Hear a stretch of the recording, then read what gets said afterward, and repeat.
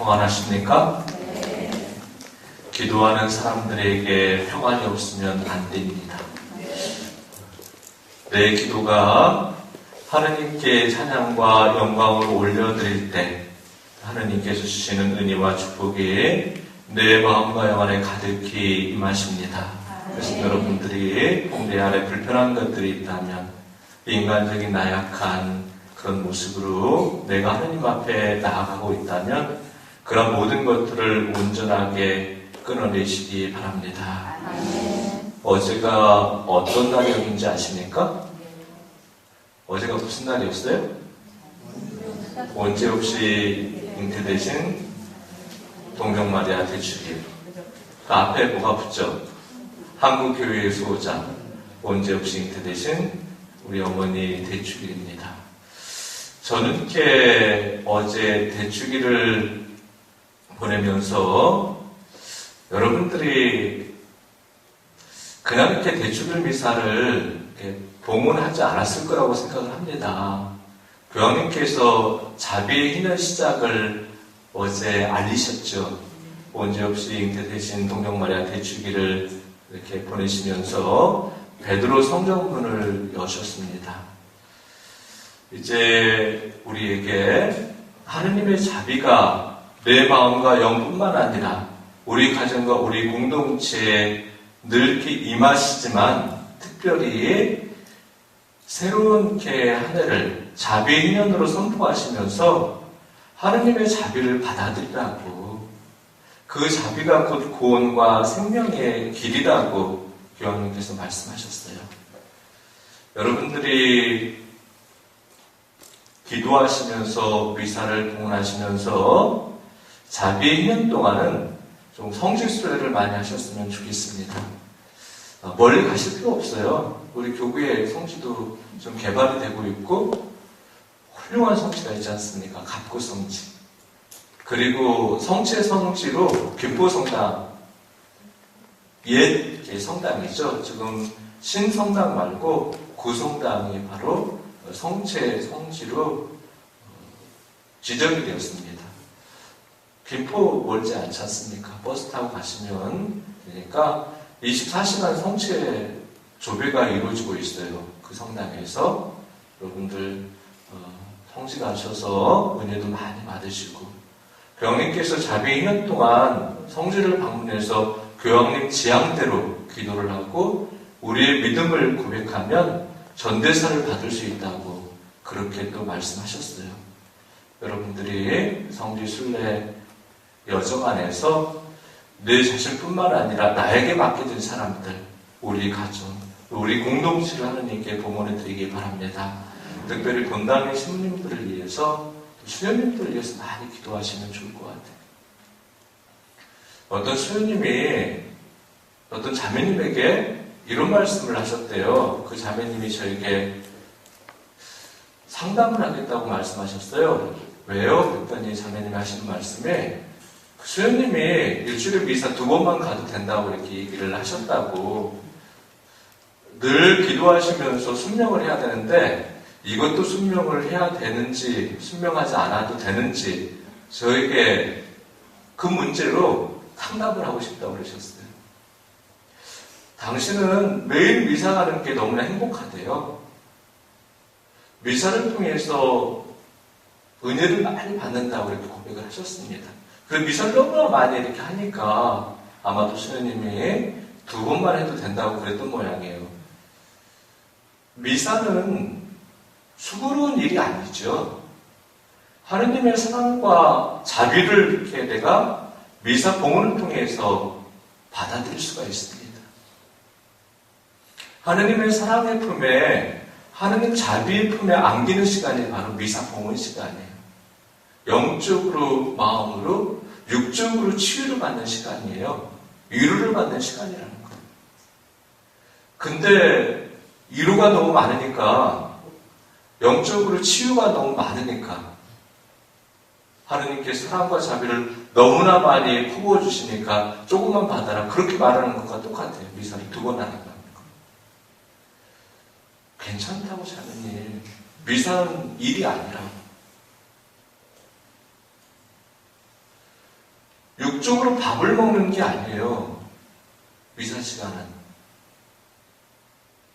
영적으로 정말 치유를 받고 회복을 받는 은혜롭고 축복된 시간이에요.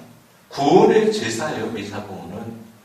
미사봉헌을 통해서 내가 구원에 더 가까이 나아갈 수가 있는 겁니다. 그래서 여러분들이 수도자들을 위해서 또 사제들을 위해서 많이 기도하실 때 같이 함께 봉헌을 해주시면 좋을 겁니다. 어제 자비인연 시작을 교황님께서 알리시면서 이런 강론을 하셨습니다. 하느님을 영접하라고, 하느님을 마음과 영으로 초대하라고 신자분들과 사제들에게 말씀하셨어요. 하느님을 영접하시고 하느님의 자비를 받아들이라고 이렇게 강론하셨어요. 하느님의 자비를 받아들이라고. 여러분들 하느님의 자비를 받고 있습니까? 하느님의 자비 없이는 우리가 살아갈 수가 없어요. 하느님께서 우리에게 자비로운 모습으로 다가오셨기 때문에 죽을 운명에 놓인 우리가 죽지 않고 죽음을 통해서 새로운 삶으로 나갈 수가 있는 거예요. 나는 자비로운 사람이다. 많은 사람들이 나를 자비롭게 바라본다면 손들어 보십시오. 큰일 났네, 큰일 났어요. 왜 큰일 났는지 아십니까? 교황님께서 어제 강론하시면서 자비로운 사람이 되지 않는다면 그리스도인이라고 말할 수가 없습니다. 이렇게 말씀하셨어요. 다른 사람들이 나를 바라볼 때, 그리고 내가 나를 생각할 때 자비로운 사람이 돼야 된다는 거. 자비로운 사람이라고 그렇게 보여지고 불림을 받아야 된다는 거예요. 내가 스스로 자비로운 사람이 되는 게 아니에요.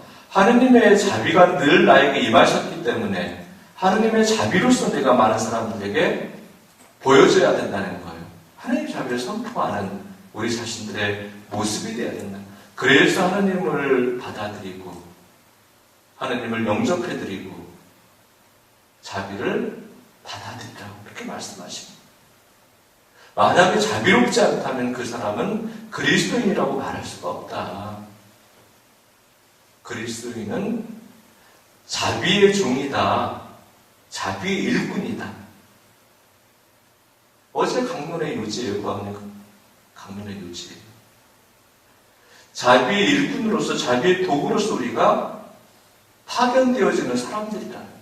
기도하는 사람들이기 때문에 찬양기도 하는 사람들에게 자비가 없으면 어떤 사람들에게 자비가 있겠습니까? 여러분들에게 사랑이 많아야 되겠죠. 기도하면서 내 안에 자비가 없다면 그 기도는 헛된 기도라는 거예요. 헛된 기도.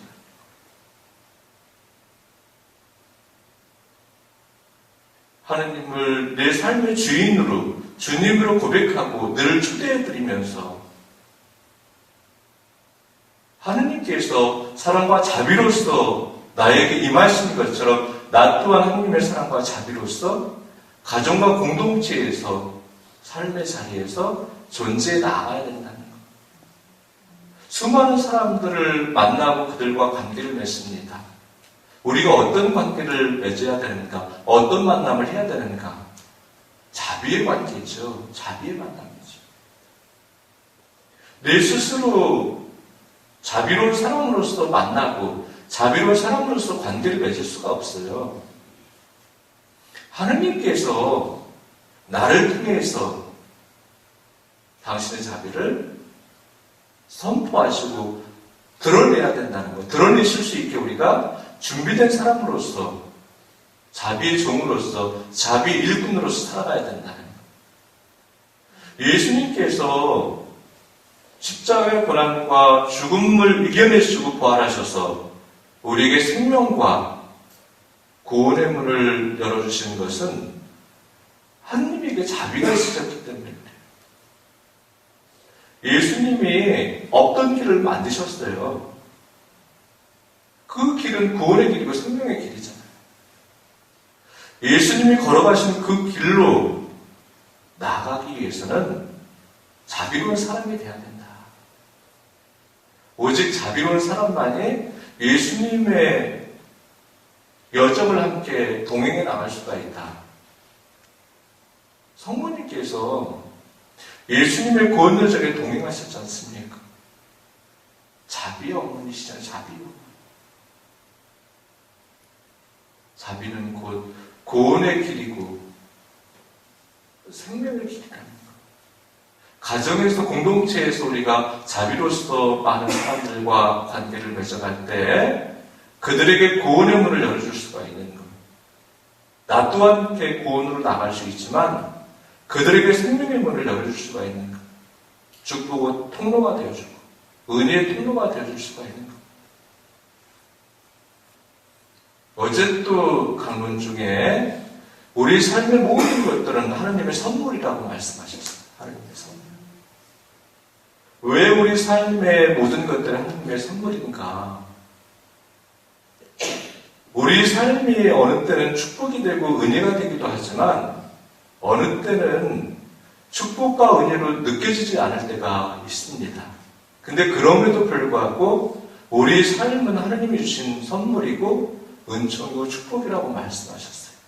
요지는 우리 삶을 하나님의 축복으로 은총으로 만들어가라. 우리 삶의 모든 여정들이 바로 구원의 길이다.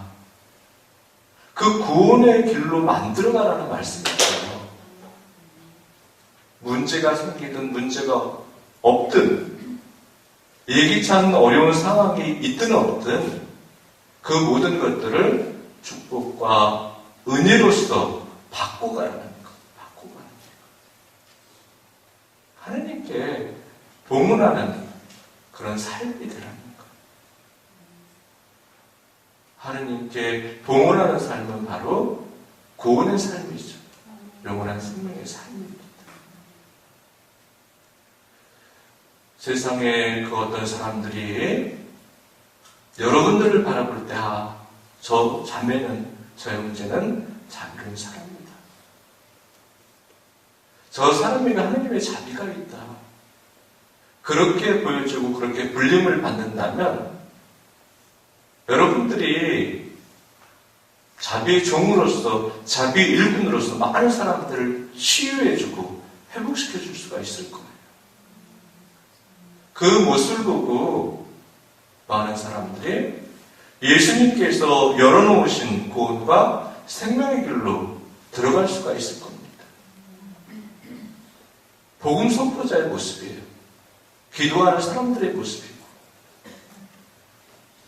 우리의 기도가 헛된 기도가 되어서는 안 된다는 것. 우리의 삶이 복음이 되는 복음이 됩니다. 복음은 하나님의 사랑과 자비예요. 다른 게 아니에요. 그 복음을 우리가 삶을 통해서 살아낼 때 하나님께서 찬양을 받으실 수가 있고 하나님께서 영광을 받으실 수가 있습니다. 그런 여정을 통해서 여러분들이 정말 여러분들 가정뿐만 아니라 여러분들에게 맡겨진 모든 사람들을 하나님께로 이끌어가는 은혜의 도구로서 축복의 도구로서 살아가시기를 간절히 기도합니다. 그 여정에 하나님이 함께 동행하실 것이고 또한 여러분들의 삶을 축복하십니다. 아멘.